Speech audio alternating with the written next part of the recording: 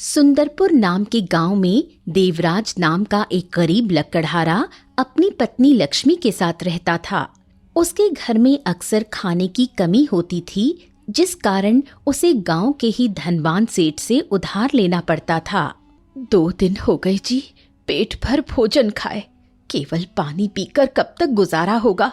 भूख के मारे पेट दर्द होने लगा है, कुछ तो व्यवस्था करो। क्या करूं, कुछ समझ में नहीं आता। अब तो सेठ का कर्ज भी बढ़ता जा रहा है। पूरे गांव में कोई उधार देने को तैयार नहीं है। कहां से करूं भोजन की व्यवस्था, कुछ समझ में नहीं आता। सेठ धनीचंद के पास जाकर देखो, शायद उन्हें कुछ दया आ जाए। कम से कम आज तो कुछ खाने को मिल जाएगा। ठीक है, तुम इतना कह रही हो तो मैं फिर से धनीचंद के घर जाता हूं। पता नहीं वो कुछ देगा भी या बदले में बेइज्जती करके भगा देगा। देवराज और लक्ष्मी अभी इस विषय पर बात कर रहे होते हैं, तभी उनके दरवाजे पर आवाज होती है। कुछ खाने को दे दो बच्चा, ईश्वर तुम्हारा भला करेंगे। कुछ गरीब को कुछ खाने को दे दो। अरे तंग हाली में मांगने वालों की भी कमी नहीं है। कैसे बताएं, हम खुद भूखे बैठे हैं, इन्हें कहां से खाना खिलाएं। अरे जाकर देखो दरवाजे पर कौन आया है। कोई दरवाजे पे आए तो उसे निराश करके नहीं भेजना चाहिए। लक्ष्मी बाहर जाकर देखती है तो एक बूढ़ा व्यक्ति असहाय स्थिति में खड़ा था। आइए आइए बाबा, बैठ जाइए। आप तो बहुत कमजोर लग रहे हैं, मैं आपके लिए पानी लेकर आती हूँ। बेटी, केवल पानी नहीं, कुछ भोजन की व्यवस्था भी कर दो, बहुत भूख लगी है। लक्ष्मी अंदर जाकर देवराज से बात करती है। दोनों को कुछ समझ नहीं आता कि वो क्या करें। मैं जाकर बूढ़े बाबा से बात करता हूँ और उन्हें अपनी स्थिति बताने का प्रयास करता हूँ।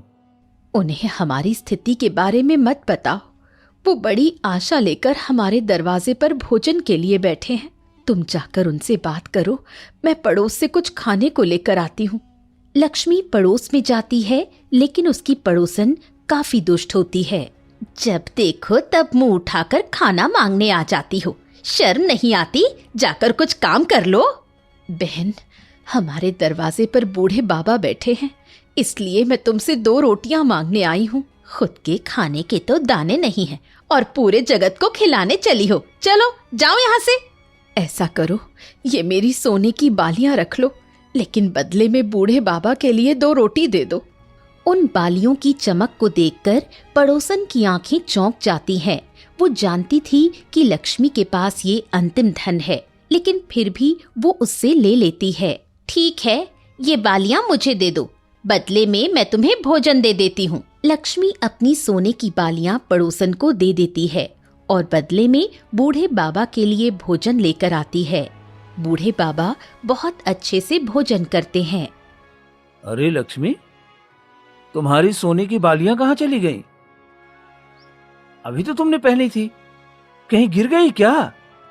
नहीं, मैंने इस भोजन के बदले वो शीला को दे दी, क्योंकि वो मुझे रोटियां देने को तैयार नहीं थी। इस कारण मुझे ऐसा करना पड़ा। बूढ़ा व्यक्ति जब ये बात सुनता है तो वो बहुत भावुक हो जाता है। वो सोचता है कि सचमुच ये दोनों कितने ईमानदार हैं। तुम दोनों की ईमानदारी देखकर मैं बहुत अधिक प्रसन्न हूँ। मेरे भोजन के बदले तुमने अपना अंतिम धन भी दान में दे दिया। बदले में मैं तुम्हें एक आशीर्वाद देता हूँ। बूढ़ा व्यक्ति अपनी झोली से एक सुंदर कुल्हाड़ी निकालता है। मेरा ये आशीर्वाद तुम्हारी गरीबी दूर करने में तुम्हारी सहायता करेगा। लक्ष्मी और देवराज को समझ नहीं आता कि भला कुल्हाड़ी कैसे गरीबी दूर कर सकती है। इससे तो केवल लकड़ी ही काट सकते हैं। आपका बहुत बहुत धन्यवाद। हम इसे आपका आशीर्वाद समझकर अपने पास रख लेते हैं। कुल्हाड़ी देकर बूढ़ा व्यक्ति वहां से चला जाता है। लक्ष्मी कुल्हाड़ी को संभालकर रख देती है। कुछ दिन बीत जाते हैं। वो दोनों कुल्हाड़ी के विषय में पूरी तरह से भूल जाते हैं। देवराज सोचता है कि सेठ से उधार लेकर कोई व्यापार कर लेता हूँ। अरे बस बहुत हो गया, उधार लेकर बहुत भोजन हो चुका। अब सोच रहा हूं कोई व्यापार कर लूं, थोड़े पैसे मिल जाए तो व्यापार के बाद उन्हें लौटा दूंगा।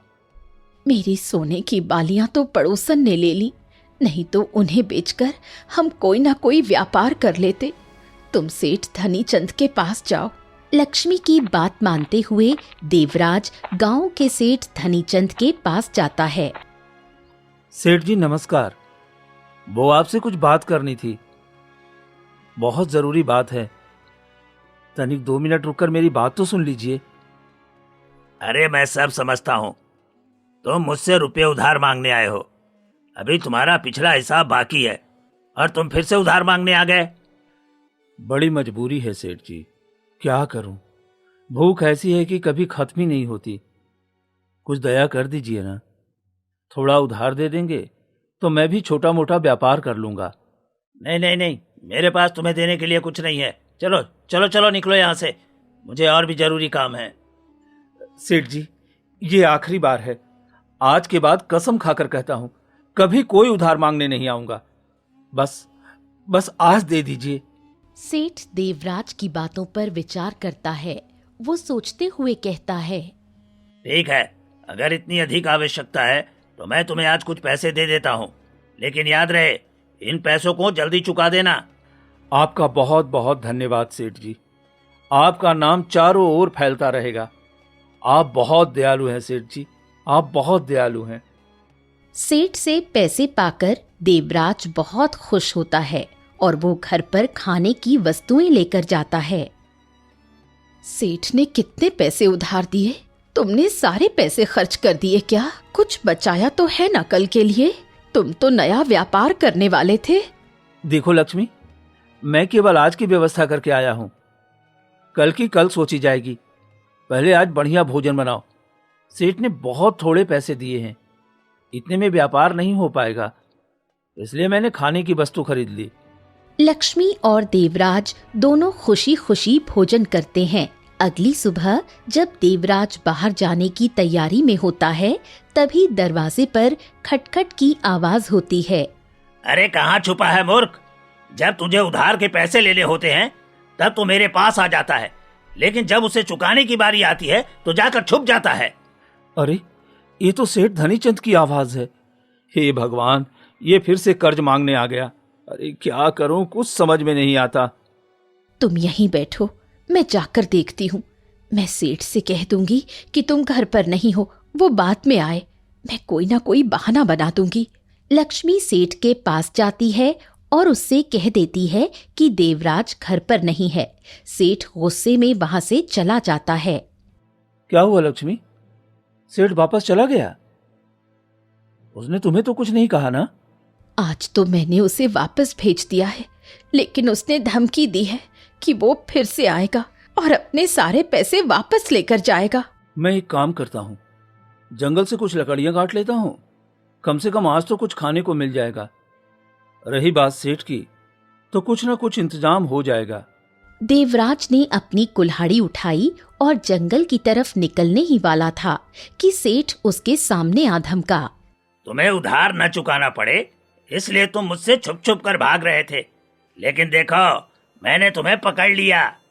नहीं नहीं सेठ जी, मैं तो बस जंगल में लकड़ी काटने जा रहा था।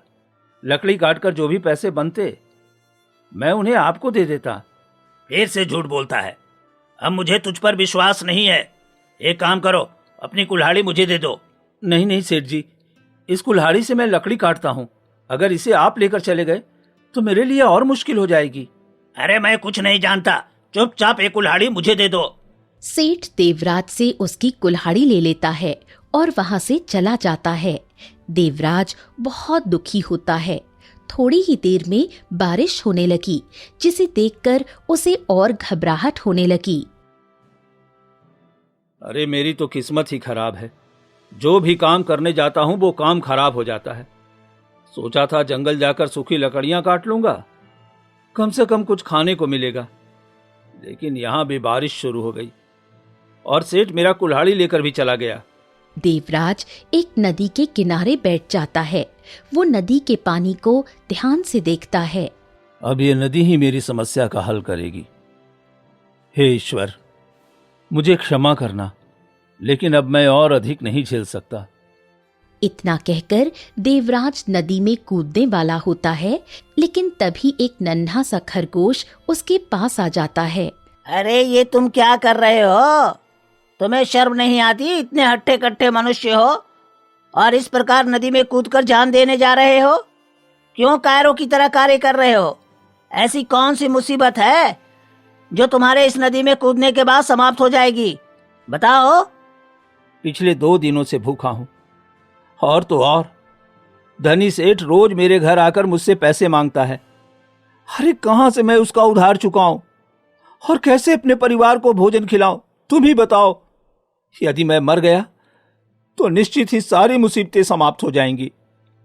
नहीं, तुम्हारे जान देने से मुसीबत खत्म नहीं होगी, बल्कि और भी ज्यादा बढ़ जाएगी। तुम्हें अपने ऊपर विश्वास करना चाहिए। जरा सोचो, तुम्हें कुछ हो गया तो तुम्हारे परिवार का क्या होगा? वो तो तुम्हारे भरोसे बैठे हुए हैं ना। अपने भाग्य पर भरोसा रखो, तुम्हारे साथ कुछ न कुछ अच्छा अवश्य होगा। खरगोश वहां से चला जाता है। उसकी बातें सुनकर देवराज को हिम्मत मिलती है। वो सोचता है कि सचमुच मनुष्य से ज्यादा होशियार खरगोश है। खरगोश की बात मानते हुए वो जंगल में सूखी लकड़ी ढूंढने के लिए निकल पड़ता है। थोड़ी दूर आगे चलने पर उसे सूखी लकड़ियों का गट्ठर दिखाई देता है। ये क्या? किसी ने पहले से लकड़ी काटकर और इसका गट्ठर भी बना दिया है। खरगोश ने ठीक कहा था, मुझे हिम्मत नहीं हारनी चाहिए। देवराज लकड़ी का गट्ठर उठाता है। तभी उसकी नजर पास पड़ी पोटली पर पड़ती है। वो समझ जाता है कि पोटली में जरूर बहुत सारा धन होगा। लेकिन ये पोटली तो कोई गलती से यहाँ छोड़ गया होगा। मुझे पता लगाना चाहिए कि आखिर यहाँ पर कौन आया था। देवराज लकड़ी के गट्ठर और पोटली दोनों को उठा लेता है। वो आगे की ओर बढ़ने लगता है। तभी उसे रास्ते में एक साधु दिखाई देते हैं। प्रणाम साधु बाबा, कृपया मेरी मदद कीजिए। मैं बहुत असमंजस में फंस गया हूं। समझ में नहीं आता क्या करूं। बताओ बेटा, क्या समस्या है? मैं अभी तुम्हारी समस्या का समाधान कर देता हूँ। देखने से तो तुम लकड़हारा लगते हो और इतना बड़ा लकड़ी का गट्ठर ले जा रहे हो। तुम्हें क्या दिक्कत है बच्चा? साधु महात्मा, मुझे जंगल में लकड़ी का ये बंधा हुआ गट्ठर मिला है और इसके साथ साथ मुझे ये पोटली भी मिली है। मैं ये पोटली इसके मालिक को वापस करना चाहता हूँ। ये तो बहुत ईमानदारी की बात है बेटा। तुम पाया हुआ धन भी लौटाना चाहते हो। अवश्य ही तुम्हारे पास पहले से बहुत सारा धन होगा, तभी तुम्हें इसकी आवश्यकता नहीं है। सच बताऊं साधु महात्मा, तो इस समय मुझे अगर कोई मुसीबत से बाहर निकाल सकता है तो वो पोटली का धन है। मुझ पर बहुत कर्ज है बाबा। हर दिन मेरे घर के सामने लोग दिया हुआ उधार मांगने आ जाते हैं। इतनी समस्याओं के बाद भी तुमने अपनी ईमानदारी का त्याग नहीं किया है बेटा। निश्चित ही तुम्हारे साथ बहुत भला होगा। तुम बिल्कुल चिंता मत करो। इस पोटली के धन को लेकर आगे जाओ, तुम्हें रास्ता स्वयं मिल जाएगा। देवराज पोटली के धन के साथ जंगल में आगे बढ़ता है। तभी उसे एक साधारण सी झोपड़ी दिखाई देती है। जंगल के बीचों बीच में झोपड़ी बनाकर यहाँ पर कौन रहता है? क्या इन्हें जंगली जानवरों का खतरा नहीं होता? कहीं ये पोटली इन्हीं की तो नहीं? लेकिन अगर ये इतने धनवान होते तो ये झोपड़ी में क्यों रहते? अब तो सारी बातें तभी समझ में आएगी जब मैं झोपड़ी के अंदर जाकर देखूंगा। देवराज झोपड़ी के अंदर जाता है और वहां का दृश्य देखकर वो आश्चर्यचकित हो जाता है। वो देखता है कि रानी बिस्तर पर लेटी हुई है और राजा उनके पास खड़े हैं। देवराज को कुछ समझ नहीं आता। ए लकड़हारे, मैं पिछले 1 वर्ष से झोपड़ी में रह रहा हूँ, लेकिन कभी किसी मनुष्य से मुलाकात नहीं हुई। तुम मुझे बताओ, तुम्हें यहां पर किसने भेजा है? महाराज, इससे पहले मेरी मुलाकात एक साधु महात्मा से हुई थी और उन्होंने मुझे इस दिशा में भेजकर कहा कि मेरा भाग्य बदलने वाला है, इसलिए मैं यहां पर आया हूं। क्या क्या सचमुच साधु महात्मा इस समय आसपास हैं? मुझे जल्दी से उनके पास लेकर चलो, अब वही मेरी समस्या का समाधान करेंगे। देवराज महाराज को लेकर साधु के पास जाता है। साधु एक पेड़ की छाया में बैठे होते हैं। हे साधु महात्मा, आप ही मुझे कोई हल बताइए। पिछले 1 वर्षों से मेरी रानी इसी जंगल में सो रही है, ना तो उठती है ना ही कुछ बोलती है। मुझे नहीं पता उसका ये हाल कैसे हुआ। राजन, तुम तो किसी नगर के राजा लगते हो, फिर यहाँ इस जंगल में रानी के साथ आने का क्या औचित्य है? और अब तक तुम अपने महल क्यों नहीं लौटे? महात्मा, मैं और मेरी रानी वन विहार के लिए आए थे। मैं थोड़े समय के लिए रानी को छोड़कर नदी से पानी लेने गया था। जब मैं लौटा तो रानी एक पेड़ के नीचे सोई हुई पड़ी थी। मैंने उन्हें जगाने का बहुत प्रयास किया, लेकिन वो नहीं उठी। मैं रानी को इस हाल में राजमहल लेकर नहीं जा सकता था। आप ही बताइए महात्मा, मुझ पर इतनी बड़ी विपत्ति क्यों आई है? ये तो आपके कर्मों का फल है राजन। आपके किए हुए कर्म ही आपके सामने विपत्ति बनकर खड़े हैं। मैं आपको बताता हूं कि आपके साथ ऐसा क्यों हुआ। महाराज, मैंने अपना पूरा जीवन इसी नगर में बिताया है और आपके पूर्वजों की सेवा की है। अब मैं आपकी सेवा करना चाहती हूँ। मेरे परिवार में कोई नहीं है, कृपया मुझे अपनी सेवा का अवसर दीजिए। ए बुढ़िया, भला इस आयु में तुम मेरी सेवा क्या करोगी? तुम्हें तो स्वयं सेवा की आवश्यकता है। मेरे महल में स्वस्थ और सुंदर नौकर रखे जाते हैं। तुम्हारे जैसे कमजोर और बूढ़े लोगों के लिए मेरे पास कोई स्थान नहीं है। कमजोर और बूढ़ी? महाराज, ये अवस्था तो सबकी होती है। एक दिन आप भी मेरी तरह बूढ़े और कमजोर हो जाएंगे और किसी पर निर्भर होंगे। सैनिकों, इस बूढ़ी स्त्री ने राजा का अपमान किया है। इसे राजमहल से दूर लेकर जाओ। मैं इसका चेहरा नहीं देखना चाहता। राजा सैनिकों से कहकर बूढ़ी स्त्री को वहां से बाहर फेंकवा देता है। सबको अपने कर्मों का फल मिलता है राजा। देख लेना, एक दिन तुम्हें मेरी मदद की आवश्यकता जरूर पड़ेगी। महाराज, आपने उस साधारण बुढ़िया का अपमान किया। इस कारण आप इतनी बड़ी समस्या में फंस चुके हैं। साधु महात्मा, मुझे अपने भूल को सुधारने का एक मौका दीजिए। मुझे बताइए, मैं रानी को कैसे ठीक कर सकता हूं? निश्चित ही मैं यहां से लौटकर उस बूढ़ी स्त्री से अपने कर्मों के लिए माफी मांगूंगा।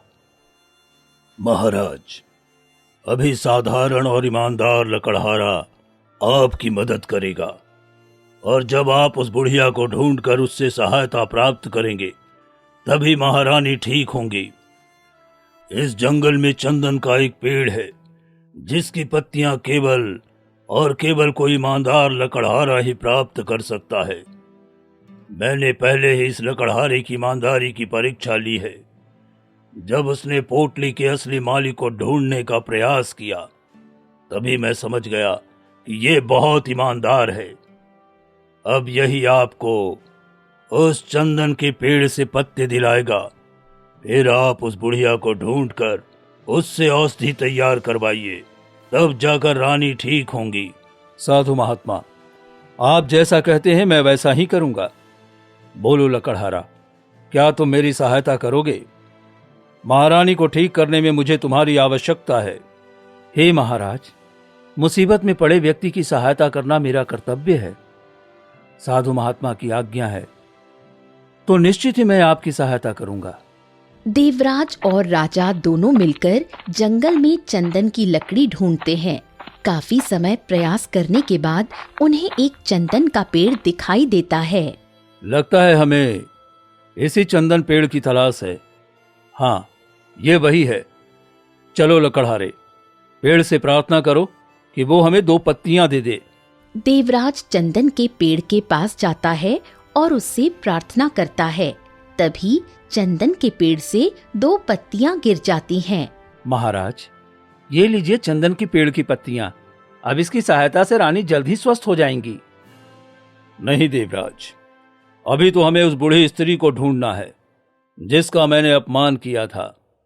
वो यदि पत्तियों से औषधि बनाने के लिए तैयार हो जाएगी तभी हमारा कार्य सफल होगा। हे माता, मुझे क्षमा कर दो। मैंने तुम्हारा अपमान किया था, किंतु आज ये राजा तुम्हारे सामने हाथ जोड़कर खड़ा है। चंदन की इन पत्तियों से औषधि तैयार करो ताकि महारानी ठीक हो सके। हे राजन, तुम्हें अपनी भूल का एहसास हो चुका है। इससे अच्छी कोई बात नहीं। लाओ, ये पत्तियां मुझे दे दो। मैं अभी इससे औषधि तैयार कर देती हूँ। बूढ़ी स्त्री पत्तियों से एक औषधि तैयार करती है। राजा बूढ़ी स्त्री और देवराज के साथ उसी झोपड़ी में पहुंचते हैं जहां पर रानी सो रही होती है। बूढ़ी स्त्री औषधि को रानी को पिलाती है। महाराज, हम यहाँ इस झोपड़ी में कैसे आए? आप तो नदी से जल लेने गए थे। ये लोग कौन हैं? महारानी, आप पिछले 1 वर्षों से नींद ले रही हैं। मैं पानी लेने गया था। जब वापस लौटा तो देखा कि आप एक पेड़ के नीचे सो रही हैं। आखिर आपके साथ क्या हुआ था? महाराज, मैंने एक बहुत भारी भूल की थी। बस उसी भूल का दंड मुझे मिला। चलिए महारानी, बहुत समय हो गया है। हम वन विहार के लिए नहीं गए हैं। मैंने अपने राजकाज का सारा काम मंत्री जी को समझा दिया है। अब तो हम आराम से वन विहार कर सकते हैं। मैं भी आपसे कई दिनों से वन विहार के लिए कहना चाहती थी, लेकिन आपकी व्यस्तता देखकर थोड़ा रुक जाती थी। राजा और रानी दोनों वन विहार के लिए चल पड़ते हैं। रानी काफी ज्यादा थक चुकी थी। महाराज, हमें चलते चलते बहुत समय बीत चुका है।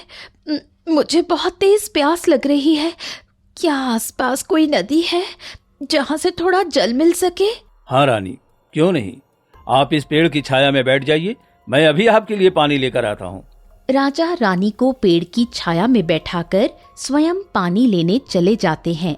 तभी एक चिड़िया उड़ती हुई आती है। तुम तो किसी नगर की महारानी लगती हो। भला इस पेड़ के नीचे क्यों बैठी हो?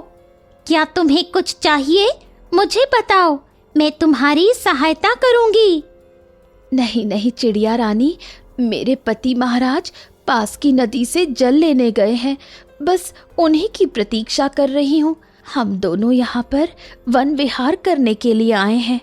हे रानी, दरअसल मैं भी काफी समय से भोजन की तलाश में जाना चाहती थी, लेकिन इस पेड़ पर एक सांप रहता है जिसकी नजर मेरे अंडों पर है और इस कारण मैं दाना लेने के लिए नहीं जा पा रही। तुम बिल्कुल चिंता मत करो, मैं तुम्हारे अंडों की रक्षा करूंगी। तुम आराम से जाओ और जल्दी से दाना लेकर वापस आ जाओ। मुझ पर विश्वास करो, तुम्हारे अंडों को कुछ नहीं होगा। ठीक है महारानी, आप मेरे अंडों का ध्यान रखना और जब तक मैं लौट कर नहीं आती यहाँ से कहीं मत जाना। इतना कहकर चिड़िया दाना लेने के लिए उड़ जाती है। रानी पेड़ की छाया में बैठी रहती है। उसकी नजर लगातार चिड़िया के अंडों पर होती है। काफी समय बीत गया है। लगता है महाराज पानी लेने के लिए दूर चले गए हैं। तब तक मैं थोड़ी देर सो जाती हूँ। रानी पेड़ की छाया में सो जाती है और उधर मौका देखकर सांप चिड़िया के अंडों को नष्ट कर देता है। तभी वहां पर चिड़िया उड़कर आती है। दुष्ट रानी, मैंने तुम्हारे भरोसे पर अपने अंडों को अकेला छोड़ दिया था, पर तुम्हें अपनी नींद इतनी प्यारी थी कि तुम्हारे कारण आखिरकार वो सांप अपनी योजना में सफल हो गया। उसने मेरे अंडों को नष्ट कर दिया।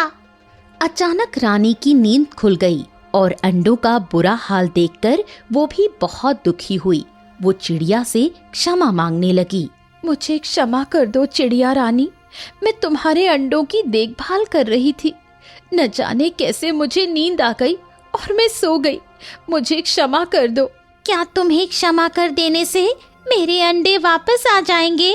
सुन लो रानी, मैं तुम्हें श्राप देती हूँ। तुम्हें अपनी नींद बहुत प्यारी है, इसलिए अब तुम पूरे समय सोती रहोगी। चिड़िया के श्राप देते ही रानी पेड़ की छाया में सो गई।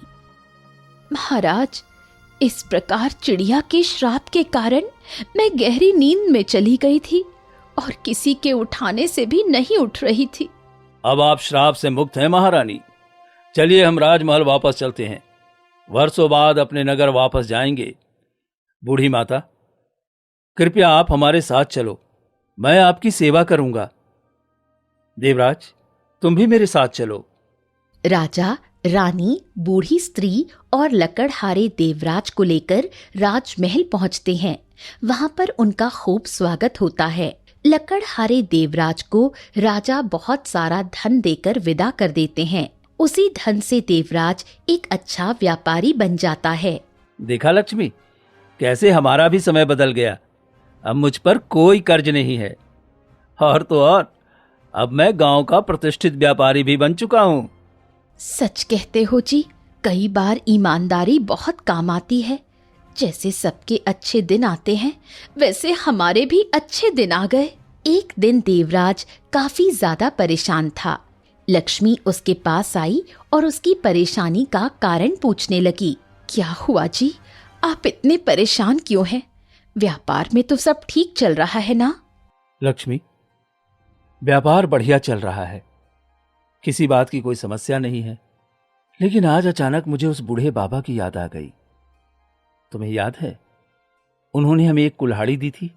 मुझे याद है, उन्होंने हमें कुल्हाड़ी देकर कहा था कि ये बहुत महत्वपूर्ण है और हमारे काम आएगी, लेकिन सेठ ने उसे हमसे छीन लिया। मेरा मन है कि मैं सेठ को पैसे देकर वो कुल्हाड़ी वापस ले लूं। उसे बाबा ने हमें आशीर्वाद के रूप में कुल्हाड़ी दी थी। मैं चाहता हूं कि उनका आशीर्वाद हम अपने पास ही रखें। हाँ, क्यों नहीं, आप जाकर सेठ से बात करके देखिए, शायद वो कुछ पैसे लेकर हमें वो कुल्हाड़ी दे दे। देवराज अपने घर से सेठ के घर जाने के लिए निकलता है। तभी उसे गांव का हरिया रोता हुआ दिखाई देता है। अरे हरिया, इतना परेशान होकर किधर जा रहे हो? क्या बात है? घर में सब ठीक तो है? अरे मैं तुम्हें क्या बताऊं, मुझे तो कुछ समझ में नहीं आ रहा। सेठ ने मुझे लूट लिया। कुछ ही दिनों पहले मैंने उससे कुछ पैसे उधार लिए थे। अरे तो इसमें इतना परेशान होने वाली क्या बात है? फसल काटने का समय आ रहा है, फसल काट कर उसका उधार चुकता कर देना। नहीं, उधार देने के 2 दिन बाद वो मेरे घर आ धमका। कर्ज के बदले वो मेरी बैलगाड़ी लेकर चला गया। अब तुम बताओ मैं कैसे काम करूंगा? अच्छा, तुम चिंता मत करो, मैं गांव के मुखिया जी से बात करूंगा। इस समस्या का कोई न कोई हल अवश्य निकल आएगा। मैं ही नहीं, गांव के जितने भी लोग सेठ से कर्ज लेते हैं, वो बदले में उनकी कीमती वस्तु ले लेता है। कल उसने राम प्रसाद की गाय जबरदस्ती उठ, कई बार वो फर्जी कागज बनाता है और गांव वालों को परेशान कर देता है। देवराज सोचने लगता है कि सेठ ने जैसे मुझे परेशान किया था, मेरी कुल्हाड़ी ले ली थी, वैसे ही वो गांव वालों को भी परेशान करता है। लेकिन गांव वालों को सेठ की बेईमानी से बचाना होगा। देवराज सेठ के घर पहुंचता है।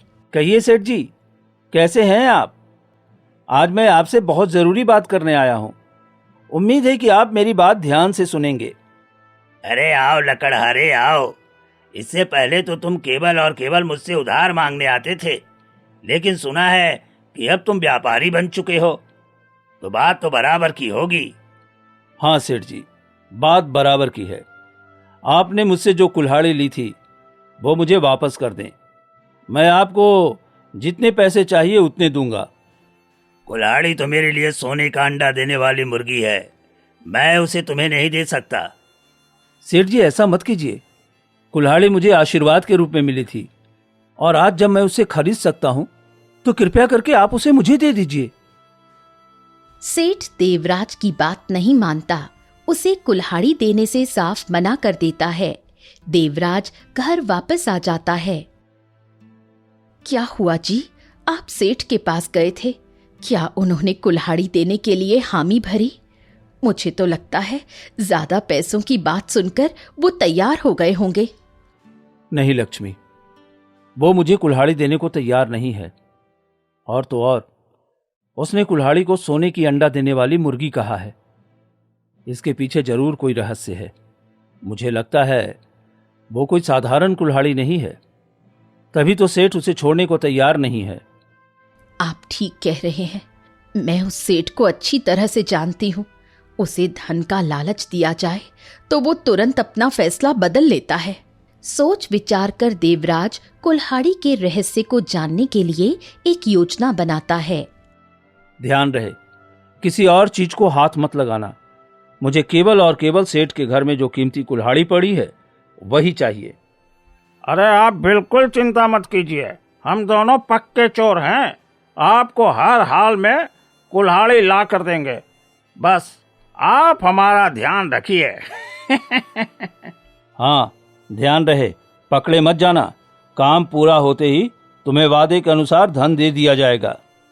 देवराज 2 चोरों को सेठ के घर कुल्हाड़ी चोरी करने के लिए भेजता है। अरे देख क्या रहा है, ये तो सेठ का घर है, यहाँ तो बहुत सारा धन होगा। थोड़ा बहुत सिक्के अगर हम भी रख लें तो उस व्यापारी को थोड़े ना पता चलेगा। दोनों चोर जाकर सेठ की तिजोरी खोलते हैं, लेकिन देखते हैं तिजोरी में कुछ भी नहीं है। वहां पर केवल एक कुल्हाड़ी रखी हुई है। चोर चोर चोर, मेरे घर में चोर घुस आए हैं। इन्होंने मेरी तिजोरी खोली है। अरे मेरा धन लूटना चाहते हैं। चोर चोर चोर। दोनों चोर सेठ को चकमा देकर बड़ी मुश्किल से वहां से भाग निकलते हैं। सेठ उन्हें पकड़ नहीं पाता।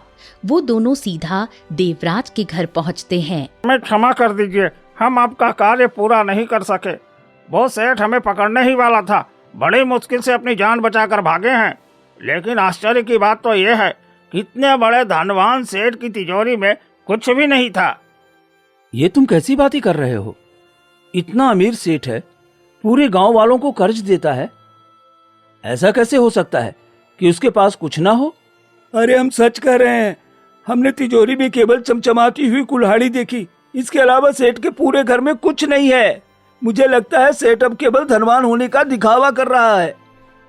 चोरों की बात सुनकर देवराज को झटका लगता है। एक दिन देवराज चादर ओढ़कर रात के समय सेठ के घर के पास जाता है, जहां उसके आश्चर्य का ठिकाना नहीं होता। सेठ इतनी रात को लकड़ी क्यों काट रहा है, वो भी मेरी कुल्हाड़ी से? लगता है इसने लकड़हारे का काम शुरू कर दिया है। जरा ध्यान से देखता हूं। देवराज जब ध्यान से देखता है तो पता चलता है कि दरअसल सेठ जितनी बार कुल्हाड़ी से पेड़ पर वार करता है, उसमें से उतने अधिक सिक्के गिरते हैं। ओह, तो ये रहस्य है इस कुल्हाड़ी का। इसीलिए सेठ इसे मुझे देना नहीं चाहता। लेकिन अब तो गांव वालों को सेठ की दुष्टता से बचाने के लिए कैसे भी करके ये कुल्हाड़ी इससे छीननी होगी। देवराज घर की ओर जाता है। वो लक्ष्मी के साथ मिलकर एक योजना बनाता है। लक्ष्मी भी उसका साथ देने के लिए तैयार हो जाती है। लक्ष्मी और देवराज देखते हैं कि सेठ उनके घर की तरफ से गुजर रहा है। जल्दी करो लक्ष्मी, ठीक से मिलावट करो। हमें इस अनाज को मिलावट करके दुगना करना है, फिर मैं बाजार में बेचूंगा। इससे हम बहुत जल्दी धनवान बन जाएंगे। सेठ देवराज की बात सुन लेता है। वो उनके घर के पास खड़ा हो जाता है और देखने लगता है। थोड़ा धीरे बोलो जी, कहीं कोई हमारी बात सुन न ले। हमें ये काम बहुत चोरी छिपे करना है, किसी को पता न चले। ये देखकर सेठ के मन में विचार आता है कि अगर देवराज के साथ वो दोस्ती कर ले तो निश्चित ही उसका कुछ फायदा हो सकता है। देवराज बगीचे में पेड़ के नीचे बैठा होता है। तभी सेठ भी उसके पास आकर बैठ जाता है। बुरा मत मानना देवराज, लेकिन मैं तुम्हारा एक रहस्य जान गया हूँ। तुमसे दोस्ती करना चाहता हूँ ताकि हम दोनों को लाभ मिल सके। सेठ जी, आप भला मेरे बारे में कैसा रहस्य जान गए हैं? मैं तो हर काम सच्चाई और ईमानदारी के साथ करता हूँ। दरअसल कल मैं तुम्हारी और तुम्हारी पत्नी की बातें सुन ली थी। जब तुम दोनों अनाज में मिलावट कर रहे थे तब मैंने तुम्हें देख लिया था। अरे नहीं सेठ जी, वो तो ऐसे ही हम दोनों आपस में मजाक कर रहे थे, कोई मिलावट थोड़ी ना कर रहे थे। देखो देवराज, समय पड़ने पर मैं तुम्हें कई बार उधार पैसे दिए हैं, लेकिन इस बार हम दोनों को साथ मिलकर व्यापार करना चाहिए। जो भी लाभ होगा हम आधा आधा बांट लेंगे। आप कहना क्या चाहते हैं? खुलकर बताइए, मैं आपकी बात समझ नहीं पा रहा हूँ। मुझे मिलावट किए हुए अनाज की 50 बोरियां दे दो। मैं उन्हें बाजार में ऊंचे दामों पर बेच दूंगा, क्योंकि मैं बहुत सारे व्यापारियों को जानता हूँ। उसके बाद जो भी लाभ होगा हम दोनों आधा आधा बांट लेंगे। लेकिन सेठ जी, इसमें तो खतरा हो सकता है। अगर किसी को पता चल गया तो हम दोनों का व्यापार खत्म हो जाएगा। अरे ये सब तुम मुझ पर छोड़ दो, मेरे साथ हाथ मिला लो, फिर देखो हम दोनों कैसे गांव पर राज करेंगे। तुम्हारी मिलावट और मेरी व्यापारियों से पहचान, हम दोनों को अब धनवान होने से कोई नहीं रोक सकता। देवराज सेठ के साथ हाथ मिला लेता है। अगले दिन देवराज सेठ के घर में अनाज की 50 बोरियां भिजवा देता है। अरे देवराज, इन बोरियों को कहाँ भिजवा रहे हो भाई? ये बोरियां सेठ जी के घर जा रही हैं। दरअसल उन्होंने मुझसे उधार में अनाज लिया है। उनका कहना है कि वो मुझे जल्द ही लौटा देंगे। लेकिन ध्यान रहे, तुम इस बात के गवाह रहना कि मैंने सेठ को उधार दिए हैं, नहीं तो वो कभी भी मुँह कर सकता है। अरे हाँ देवराज, तुम चिंता मत करो, हम तुम्हें सेठ को धोखा देने नहीं देंगे। इस प्रकार पूरे गांव में ये बात फैल जाती है कि देवराज ने सेठ को 50 बोरियों का अनाज उधार में दिया है। जब गांव के सभी प्रमुख लोगों को इस उधार के बारे में पता चल जाता है, देवराज गांव के कुछ लोगों के साथ सेठ के घर पहुंचता है। अरे सेठ जी, कहाँ हैं आप? आपने आज ही का समय दिया था उधार चुकता करने के लिए, लेकिन अभी तक आप आए नहीं, तो मैंने सोचा मैं खुद ही चलकर पूछ लेता हूँ। हाँ? अरे कैसा उधार? किस उधार की बात कर रहे हो तुम? तुमने कब मुझे पैसे दिए? हैं? तुम पागल तो नहीं हो गए हो?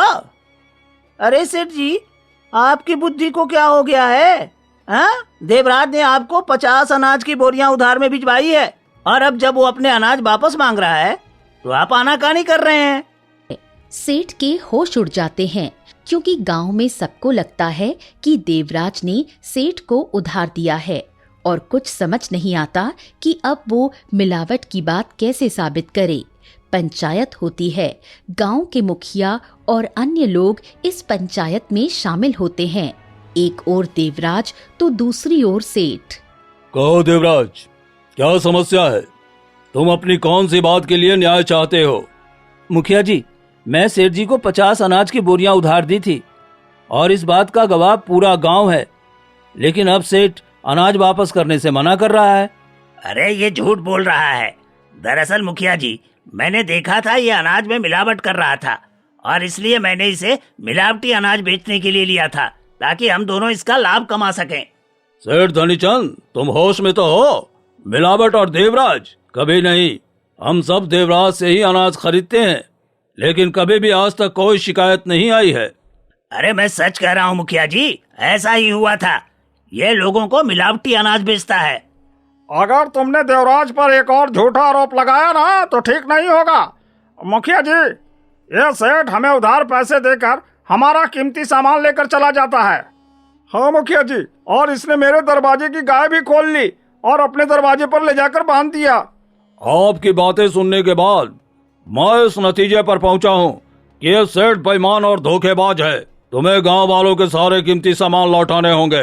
जब उनकी फसलें पक जाएंगी तब ये तुम्हें सारे उधार चुकता कर देंगे।